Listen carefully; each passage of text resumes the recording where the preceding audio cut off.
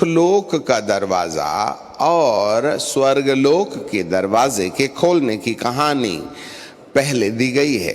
इससे ऐसे पता चलता है, और कल वाले एपिसोड में हमने देखा था कि मनुष्य ने आदम से जन्म लेने के द्वारा अपने लिए अधलोक और नरक लोक के दरवाजे खोला हुआ पाया।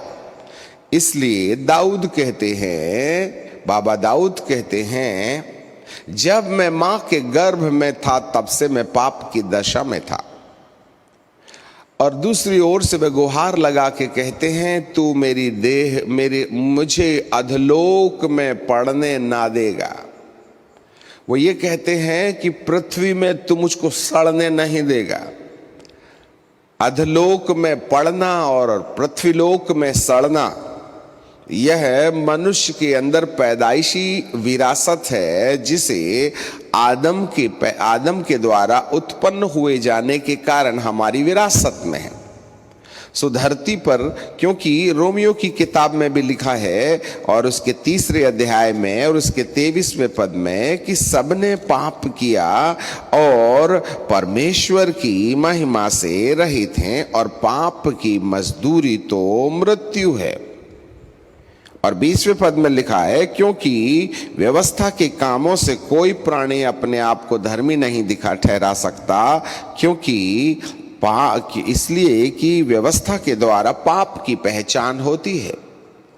इसलिए हर एक मनुष्य के लिए मृत्यु के बाद अधलोक और अधलोक के बाद 1000 साल के अंतिम पड़ाव में नरक लोक सुनिश्चित है।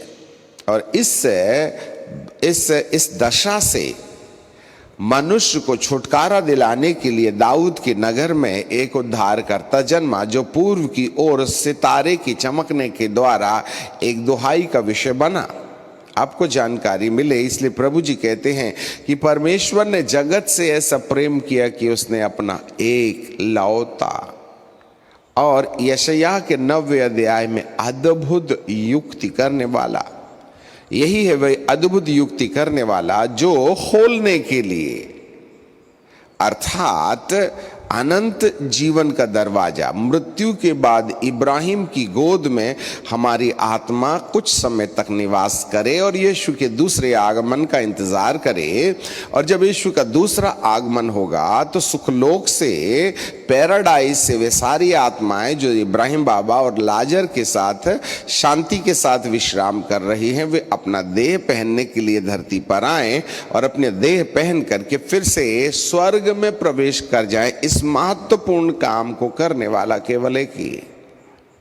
आप धरती के अंदर इतिहास उठा करके देखें, कभी किसी ने मृत्यु के बाद सुखलोक में प्रवेश करने की कोई चर्चा की होगी, कोई सिद्धांत पारित किया होगा, या फिर इसके बाद में स्वर्ग में जाकर मैं तुम्हारे लिए जगह तैयार करने जाता हूं और जब मैं जगह तैयार कर चुकूंगा तो मैं फिर आऊंगा।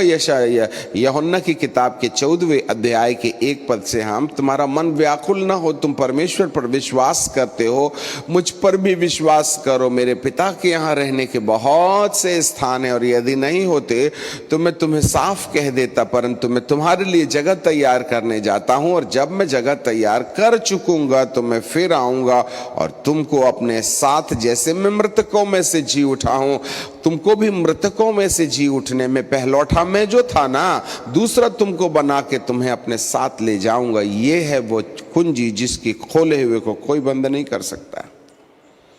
अब उसके लिए तो स्वर्ग लोक खुला था ना, हमारे लिए तो बंद है ना।